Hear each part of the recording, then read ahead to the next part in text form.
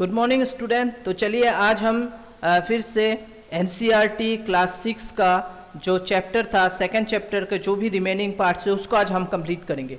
तो चलिए यहाँ पर हम ग्रुप एनिमल्स के बारे में जानते हैं। तो जिस तरह से हमने प्लांट्स के बारे में जाना था उसी तरह से हम ग्रुप्स ऑफ एनिमल्स के बारे में जानेंगे।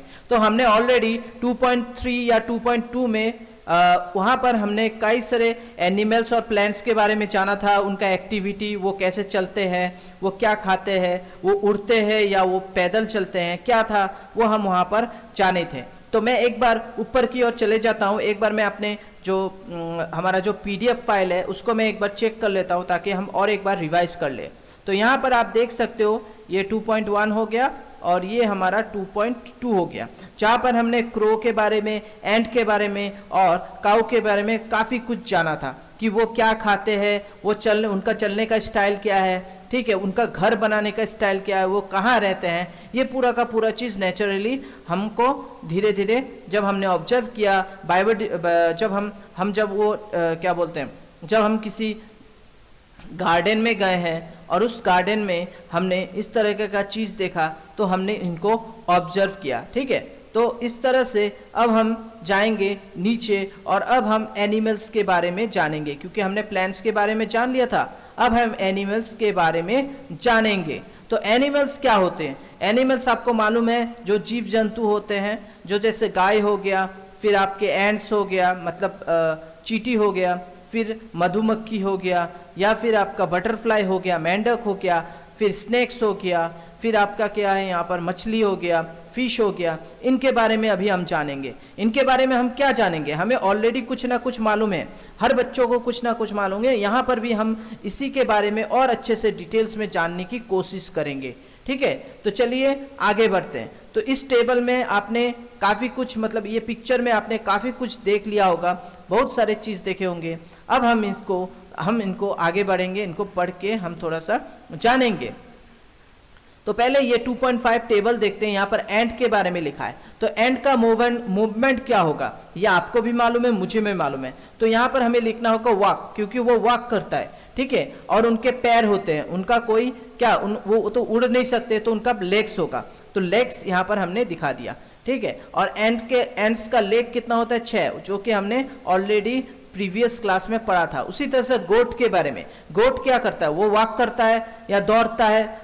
मैक्सिमम तो वॉक ही करता है ना, इसलिए हम यहाँ पर रन नहीं लिखेंगे। और दूसरा वो जंप भी करता है, जब उसे कुछ खाना होगा या पेड़ का टहनी जब ऊपर की ओर होगा तो वो जंप करके उसे तोड़ने की कोशिश करता है। और उनका लेग होता है, तो उनका कितना लेग होता है? 4 लेग होता है। इसी तरह से पिजन के बारे में भी हमको देखना है। पिजन क्या है? पिजन एक कबूतर है, एक बर्ड है, और वो क्या करता है? वो उड़ता है, मैक्सिमम टाइम में वो उड़ता है और दाना खाता है या फिर कुछ कीड़े मकोड़े इंसेक्ट खाता है। इनका मेन काम है, इनका जो body part use for movement क्या करता है? विंग्स होते हैं। इसी तरह से हमें क्या है और एक चीज, वो है हाउस फ्लाई। हाउस फ्लाई हमारे घर में रात को कभी कभी उड़ के आ जाता है, तो वो मैक्सिमम क्या करता है? जंप, जैसे वो जंप तो नहीं, वो उड़ता है और वो चलता भी है, ये दोनों ही काम करता है। इसी तरह से फिश का जो बॉडी मूवमेंट है वो हम क्या बोलेंगे? उनका बॉडी मूवमेंट बोलेंगे हम फिन्स बोलेंगे, क्योंकि उनका कोई लेग्स नहीं है, उनका कुछ नहीं है, ठीक है। उनके पास होता है फिन्स, जो जैसे मछलियों के फिन्स होते हैं और आपके बर्ड के क्या होते हैं? विंग्स होते हैं, क्योंकि ये मछली जो स्विम करते हैं, ये तैरते हैं। कहाँ तैरते हैं? ये नदी में, पॉन्ड में तैरते हैं। तो ये क्या होगा? इनको हम क्या लिखेंगे? स्विम लिखना पड़ेगा हमें। तो चलिए अब हम क्या जानेंगे? दूसरा हम जानेंगे different animal have different type of movement. तो सब जो डिफरेंट एनिमल है उनका डिफरेंट टाइप ऑफ मूवमेंट होता है, जो हमने ऑलरेडी अभी डिस्कस किया, ठीक है। कोई चलता है, तो कोई उड़ता है, तो कोई तैरता है। तो इनका अपना अलग अलग ग्रुप है। मछलियों का अपना ग्रुप हो जाता है, बर्ड का अपना ग्रुप हो जाता है, और एनिमल जो है उनका अपना ग्रुप हो जाएगा, ठीक है। उनके स्ट्रक्चर में भी परिवर्तन होते हैं, उनके स्ट्रक्चर भी अलग अलग होते हैं। ऐसा नहीं कि एनिमल में जैसे गाय वो काफी बड़ा होता है, ठीक है, उनका स्ट्रक्चर बड़ा होता है, गोट का स्ट्रक्चर छोटा होता है। तो ये भी एक ग्रुप, इनका भी एक ग्रुप है, एनिमल्स में भी एक ग्रुप है। इसी तरह से बर्ड में भी कुछ ग्रुप्स हैं। कोई बर्ड आप देखोगे काफी बड़े होते हैं, कोई बर्ड काफी छोटे होते हैं, कोई बर्ड काफी देर तक उड़ते हैं, कोई बर्ड थोड़ी देर के लिए उड़ने के बाद फिर पेड़ में बैठ जाते हैं या वो नीचे आ जाते हैं। तो इसी तरह से दूसरा है आपका फिश। फिश कुछ बड़े होते हैं, छोटे होते हैं, उनमें भी कुछ प्रकार, कुछ डिफरेंस होते हैं, तो वो भी एक ग्रुपिंग में आ जाता है, ठीक है।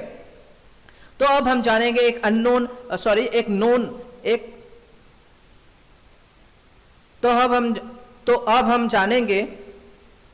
जानेंगे नोन ए साइंटिस्ट, एक साइंटिस्ट के बारे में जानेंगे जिनका नाम है जानकी अमल, ठीक है। जानकी अमल जिन्होंने इंडियन बोटनिस्ट साइंटिस्ट के हिसाब से 1897 से 1984 तक काम किया था। हमारे इन्वायरमेंटल जो प्रोजेक्ट होते हैं उनमें उन्होंने काम किया था, तो वो काफ़ी उनको नॉलेज था इन चीज़ों के बारे में। जो बायोडाइवर्सिटी है उनको ये बहुत अच्छे से जानते थे और उनके ऊपर उन्होंने एक डॉक्यूमेंट लिखा था और उनको कैसे प्रिजर्व किया जाता है उनके बारे में भी उनके बारे में काफ़ी कुछ नॉलेज था, ठीक है। तो यहाँ पर एक बार हम रीड कर लेते हैं इस चीज़ को कि जानकी अमल जो 1897 से 1984 तक क्या किया था, was an Indian botanist dedicated to environmental work and helped to document and preserve Indians' rich plants biodiversity, ठीक है। तो उन्होंने इनके ये पूरा का पूरा जो है हमारा जो इंडिया के डाइवर्सिटी है, बायोडाइवर्सिटी के बारे में अध्ययन किया था और उसके बारे में उन्होंने काफ़ी कुछ उनको मालूम था। तो success story save silent valley movement, तो यहाँ पर हम ये जानेंगे कि सेव साइलेंट वैली मूवमेंट का क्या काम था, क्यों ये मूवमेंट उस समय इतना पॉपुलर हुआ। तो इस स्टोरी, ये जो सक्सेस स्टोरी का कारण ये है कि केरला में एक फॉरेस्ट है, पलक्कड डिस्ट्रिक्ट में एक फॉरेस्ट है, ठीक है। वो रिच बायोसिटी मतलब रिच बायोडाइवर्सिटी के कारण पॉपुलर है और वहाँ पर काफ़ी जंगल जीव जंतु रहते हैं। तो उस जगह में एक डैम बनने की कोशिश चल रही थी जिसको सरकार से मंजूरी मिली थी, लेकिन वहाँ के लोगों ने काफ़ी कुछ एक्टिविटीज़ करने के बाद इसको रोक दिया। तो उन्होंने अवेयरनेस प्रोग्राम चलाया, उन्होंने काफ़ी सारे आर्टिकल न्यूज़पेपर में डाले, उन्होंने सेमिनार किया, आदमियों को जागरूक किया और बाद में जाके इस डैम को बंद कर दिया गया। तो इसीलिए ये एक सक्सेसफुल मूवमेंट था उस वक्त के लिए। Plant and animal in different surrounding, तो प्लांट्स एंड एनिमल क्या है, वो डिफरेंट सराउंडिंग में रहते हैं। You might have observed during nature walks that different animal live in different surrounding. You have also recorded movement of animal in table 2.5। तो 2.5 में already हमने देखा था कि एनिमल के जो मूवमेंट वो हमने रिकॉर्ड किया था। सो उनका जो कैसे वो चलते हैं, कैसे वो उड़ते हैं, इनके बारे में हमने जाना था। तो यहाँ पर अब हम जानेंगे, let us consider fish and goat as example. Fish live in water, तो फिश जो है वो वाटर में लीव करते हैं। तो उनका चलने का जो उनका क्या होता है, उनका जो बॉडी कैसा होता है, उनका body they have a streamline body, उनका बॉडी होता है स्ट्रीमलाइन बॉडी होते हैं, ठीक है। एंड फिन्स होते हैं, मूवमेंट के लिए उनके पास फिन्स होते हैं, उससे वो तैरते हैं, वाटर में स्विम कर सकते हैं। Goat live in a grassy area, वो ग्रास गोट जो होते हैं, जो बकरी होते हैं, वो ग्रास लैंड में रहने में ज़्यादा पसंद करते हैं वहाँ, क्योंकि उनको खाने के लिए ग्रास मिलता है और वो चलते हैं अपने पैरों से। The size and shape of animal also different from one another, तो इसमें हमको काफ़ी डिफरेंस मिल रहा है कि फिश कैसा होता है और गोट कैसा होता है, ठीक है। तो यहाँ पर आप देख सकते हैं fish swim in water with the help of fins. तो आपको जब भी बोलेंगे कि फिश कैसे तैरते हैं तो किसके हेल्प से, तो फिन्स बोलना पड़ेगा। और गोट कैसे चलते हैं तो आपको बोलना पड़ेगा लेग्स, ठीक है। तो यहाँ पर हमने ये डिफरेंस हमें मालूम चल गया। इसके बाद हमें ये 2.6 का जो टेबल है, इस टेबल में हमें कुछ चीज़ फिर से हमें जानना होगा। तो चलिए अब हम let us compare and analyse, तो हम और कुछ कंपेयर करते हैं और एनालाइज करते हैं। तो जैसे यहाँ पर 2.6 के टेबल में अब हमें कुछ अलग एनिमल्स के बारे में जानना होगा। तो अलग एनिमल्स क्या है, जैसे कैमल। तो कैमल ये डेजर्ट में भी रहते हैं और ये ठंडी बर्फ इलाकों में भी रहते हैं, ठीक है। लेकिन इनका जो स्ट्रक्चर होता है थोड़ा अलग होता है और इनके खाने पीने का जो तरीका होता है वो भी थोड़ा डिफरेंस होता है। क्योंकि यहाँ पर आप एक चीज़ देखिएगा, जो बर्फ़ में रहते हैं वो कैमल कुछ अलग होते हैं, और जो डेजर्ट में रहते हैं ये कैमल कुछ अलग तरीके के होते हैं। तो कैमल का डिफरेंस हमें मिलेगा धीरे धीरे, ठीक है, तब हमें समझ में आएगा कि इनका क्या है, इनमें डिफरेंस क्यों है। जो ठंडी जगह का कैमल और जो गर्मी एरिया में रहने वाले कैमल से इनमें डिफरेंस क्या है वो हम नीचे में देखेंगे। तो अब हमें यहाँ पर देखने के लिए मिल रहा है cactus with thick and freshly steam in a desert. तो यहाँ पर आप देख सकते हो ये कैक्टस है और ये डेजर्ट इलाके में उग रहा है।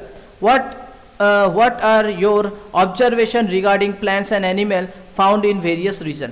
जब आप डिफरेंट रीजन में जाओगे, सूखे से लेके ठंड जगह से या बारिश इलाके से सूखे इलाके पे, हर जगह का चीज़ काफ़ी चेंजेस रहते हैं, तो इसी को बोलते हैं डाइवर्सिटी। ये हमें याद रखना पड़ेगा। डाइवर्सिटी का मतलब होता है कि हर जगह में हर चीज़ में कुछ ना कुछ चेंजेस रहता है। Discuss your observation with your classmate, और आप इनको अपने क्लासमेट के साथ शेयर कीजिए, ऑब्जर्व कीजिए, ठीक है, और उनके साथ डिस्कस कीजिए। आप चाहे गूगल पे सर्च कीजिए, विकिपीडिया पे सर्च कीजिए और इन डिटेल्सों को जानिए और अपने दोस्तों के साथ डिस्कस कीजिए, क्योंकि हमारा ये दुनिया इतना बड़ा है, ये वर्ल्ड इतना बड़ा है और यहाँ पर इतने डाइवर्सिटी है कि हम खुद ही नहीं जानते हैं, हमें बहुत ही कम मालूम है। अगर आपको 100% से 1% या 2% भी आपको अच्छे से मालूम होगा तो आप सोचिए कि आपको बहुत ही नॉलेज है, ठीक है। You might observe from table 2.6 that the plant and animal found in one kind of region are different from those found in another kind of region। तो यहाँ पर वही बताया गया है कि 2.6 में जो हमने यहाँ पर डिस्कस किया कैमल के बारे में ही मैं बता रहा हूँ कि जो डेजर्ट इलाके में जो कैमल है और आपका कोल्ड इलाके में जो पहाड़ों में कोल्ड जहाँ ठंडा होता है वहाँ के कैमल्स में डिफरेंस आपको मिलेगा ही। तो वो हम आगे पढ़ के आगे हम बताने वाले हैं। During a discuss in the classroom Alex recall that he observe cactus plants with thick and freshly stream in the desert of Rajasthan, ठीक है। तो राजस्थान में उन्होंने ऑब्जर्व किया, उस बच्चे ने ऑब्जर्व किया एलेक्स ने कि उसे कैक्टस जो प्लांट है वो थिक मिला और वो काफ़ी फ्रेशली स्ट्रीम, उसका जो टहनिया है, स्टीम है, वो काफ़ी फ्रेशली होते हैं, ठीक है, वो उन्होंने शेयर किया। तो Maya share that she saw deodar tree जो होते हैं हिमालय में, हिमाचल प्रदेश में है। This trees are conical in shape and have flexible and sloping branches. इनका जो ब्रांचेस है वो स्लोपिंग है और ये ट्री कोनिकल है। तो ये इन्होंने शेयर किया। तो इन दोनों ने जब अपना आइडिया एक्सचेंज किया तो इनको अच्छा खासा नॉलेज मिला।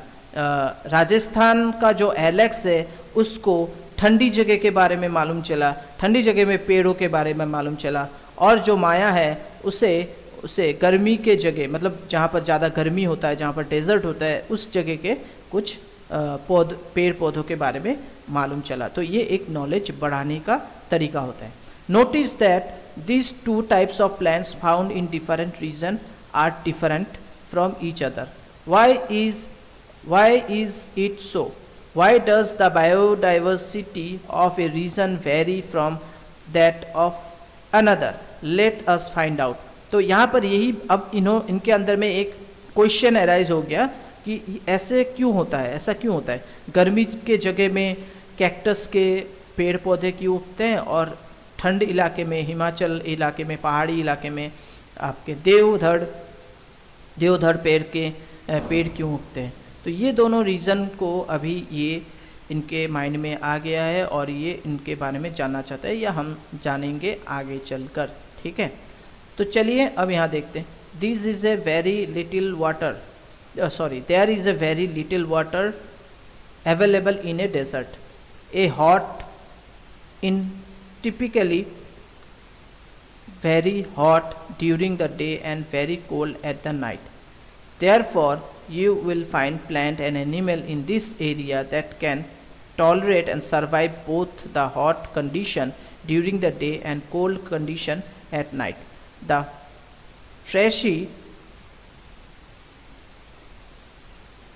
The fleshy stems of plants found in the desert can store water and help them tolerate the hot condition in this place. तो ये क्या करते हैं, ये जो फ्लैशी होते हैं स्टीम, ये क्या करते हैं प्लांट वाटर को स्टोर करने का एक कैपेसिटी है इनमें, और गर्मी के टाइम जब कंडीशन गर्म हो जाता है तब वो सरवाइव कर सकते हैं, उन्हें टॉलरेट कर सकते हैं। जब हम इन स्टीमों को काटेंगे, फ्लैशली स्टीमों को काटेंगे, इसके अंदर से आपको पानी मिलेगा। तो ये पानी को एब्जॉर्ब करके नहीं स्टोर करने का इनके पास एक अनोखा तरीका होता है। The mountains is extremely cold region experience frequently snowfall. यहाँ पर स्नोफॉल गिरता है, काफ़ी ठंड होता है, -डिग्री में भी चला जा सकता है। In order to survive in such condition some of the trees have ability to let the snow slide off easily. तो इनका जो पेड़ के जो टहनी होते हैं वो थोड़े से झुके हुए होते हैं, स्लोपी होते हैं, ताकि इनका जो बर्फ़ होता है इन पे गिरने के बाद वो आराम से झड़ जाए, हवा देने के साथ साथ गिर जाए। ठीक है, तो इसीलिए इनका जो स्ट्रक्चर होता है वो कोनिकल शेप होता है एंड स्लोपी ब्रांचेस होता है देवघर ट्री के, देवधर ट्रीज के। Enable them to do so easily, तो वही बताया गया। You must have understood by now that the biodiversity varies from region to region because of diversity condition. Look at the image of a camel from the hot desert of Rajasthan and a camel from the cold desert of Ladakh. What are the difference you observed between them? What advantage do this different provide to these camels? तो यहाँ पर आप ये देख सकते हो, ये जो कैमल है इनका जो पैर है ये भी हुप्स जैसे हैं, इनका भी हुप जैसे हैं। A camel live in the hot desert of Rajasthan, a camel live in the cold desert of Ladakh. The camel in the hot desert has long leg, इनका जो पैर होता है लॉन्ग होता है, विथ वाइड हुप्स होते हैं उनका, जो इनके पैर के नीचे का जो फुट होता है वो काफ़ी वाइड होता है, ठीक है, फैला हुआ होता है। Alex shared that this grandmother told him that the long legs and wide hooves help this camel to walk on the sandy desert without sinking into the sand. On the other hand, the height and the legs of camels in a cold desert are comparatively short than these found in a hot desert. तो यहाँ पर यही बोला गया है कि जो ठंडी जगह में जो ऊँट होते हैं, उनके जो कैमल होते हैं, उनका जो हुप्स होता है, उनका जो पैरों के लेग्स होते हैं वो भी थोड़े शॉर्ट होते हैं, और उनका ये ज़्यादा फैला हुआ नहीं होता है, थोड़े छोटे होते हैं। ठीक है, तो ये यहाँ पर हमें ऑब्जर्व करने के लिए मिलता है। This short legs allow them to walk easily in mountain. जब ये थोड़े शॉर्ट होते हैं तो ये आराम से पहाड़ों में आराम से चढ़ सकते हैं इजीली। तो ये है डिफरेंस इनमें। In desert food is not available easily, तो डेजर्ट में फूड तो अवेलेबल कम होते हैं, वहाँ पर इजीली नहीं मिलता। तो camel store food in their humps, तो ये क्या करते हैं, अपने फूड्स को अपने हम्स में स्टोर करके रखते हैं। Camels in the hot desert have one humps each that helps them to survive during the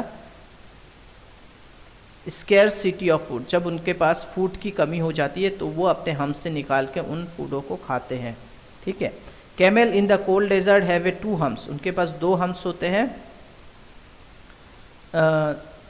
2 humps each.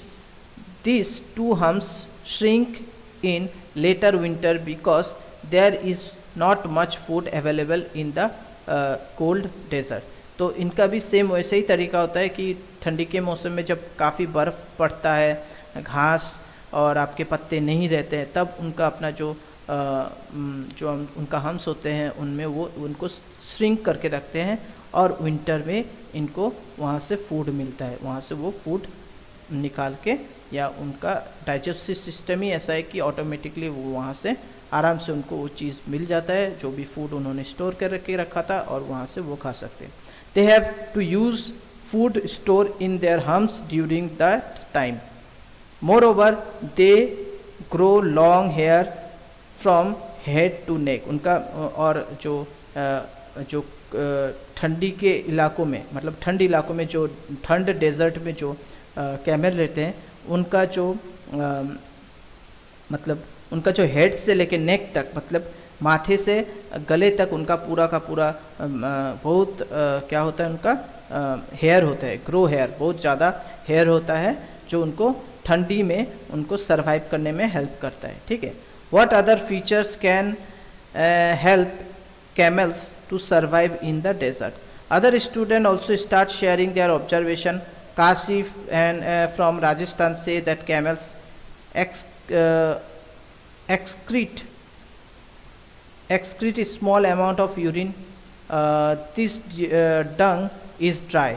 तो इन्होंने और कुछ ऑब्जर्वेशन बताया. जैसे काशी ने बताया कि उस टाइम उनका जो क्या बोलते हैं, काफ़ी कम मात्रा में वो उनका यूरिन निकलता है. ठीक है. और काफ़ी ड्राई रहता है इनका जो डंक होता है. And they do not sweat, और वो कभी क्या, उनको कभी मतलब स्वेट नहीं होता है, मतलब वो कभी उनके बॉडी से पानी नहीं आता है. जो हम लोग जैसे स्वेट हो जाते हैं, हम क्या होता है, हमें जब पसीना आता है, तो वैसा उनको नहीं होता है. As a camel do not lose much water from their body, वो अपने बॉडी से जो पानी है वो लूज़ बहुत कम करते हैं. They can survive for many days without drinking water, और ये आराम से बहुत दिनों के लिए बिना पानी के रह जाते हैं, सर्वाइव करते हैं. ठीक है. तो Maya talk about seeing plants with beautiful bright flowers. Rhododendrons. ठीक है. Maya talks about seeing plants with beautiful bright flowers, rhododendrons in the Shola forest of Nilgiri. तो rhododendrons ये जो है ये एक खूब सुंदर फ्लावर है जो पहाड़ी इलाके में होता है. नीलगिरी फॉरेस्ट में मिलता है ये. ठीक है.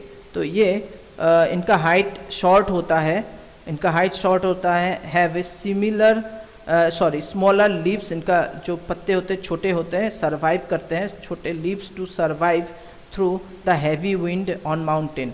ठीक है. टॉप ऑफ द माउंटेन, मतलब ये जो है ये आराम से ऊंचे पहाड़ियों में सर्वाइव कर जाते हैं, क्योंकि इनका जो लीव्स होते हैं बहुत छोटे छोटे होते हैं. However, Pema who is from Sikkim mentioned that she has observed rhododendron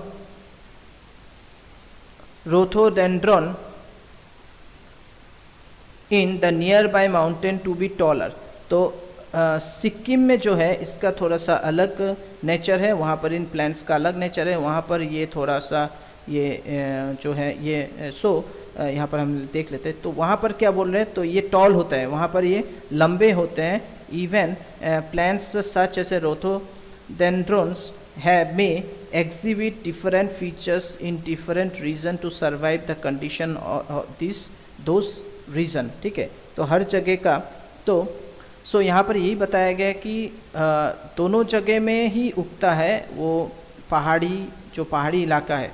reason पहाड़ी इलाकों में जो रीज़न होते हैं, कहीं पर काफ़ी ठंडा होता है, काफ़ी बर्फीला इलाका होता है, और कहीं पर कम ठंडा होता है या कम मतलब हवादार इलाका होता है, या वहाँ पर जो नेचुरल प्रभाव है, नेचुरल क्लाइमेट है, वो थोड़ा सा डिफरेंट होता है. इसीलिए ये रोथोडेंड्रोन कहीं पर छोटे पत्ते के साथ उगता है, कलर भी अलग होता है, कहीं पर इसका कलर अलग होगा, और ये काफ़ी लंबे भी होंगे.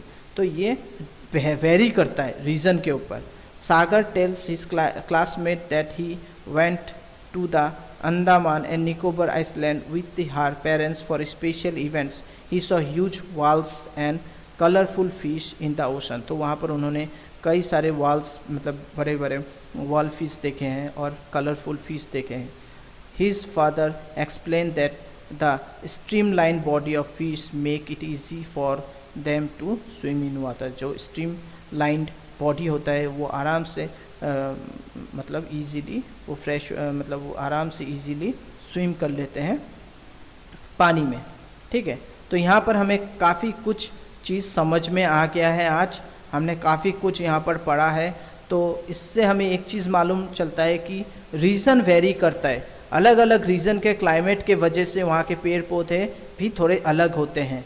तो इससे कोई बात नहीं कि आपने एक पौधा देखा उसने एक पौधा देखा, दोनों प्लांट एक ही होंगे, लेकिन उनका जो वहाँ पर जाकर जब उन्हें हम लगाते हैं तो उनका कैरेक्टरिस्टिक चेंज हो जाता है। तो उनका जो बढ़ने का जो वो जब ग्रो करेंगे कहीं पर अलग तरीके से ग्रो करेंगे तो कोई अलग तरीके से अलग जगह में ग्रो करेगा, ठीक है।